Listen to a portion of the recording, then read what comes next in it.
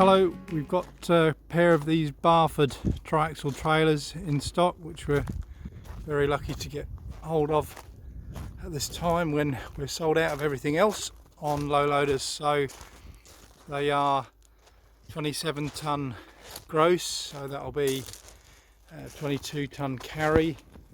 They're both 2021 manufacturer.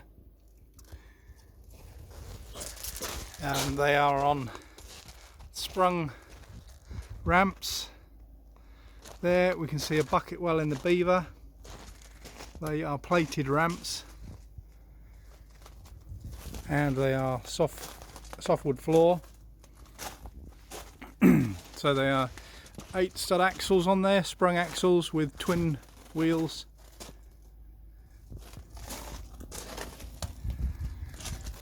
They have a side toolbox.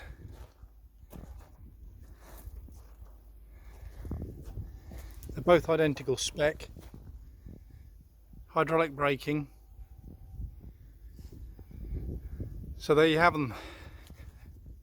These are hard to get hold of at the moment. Any low loader trailer is, and I don't suppose these will be around very long.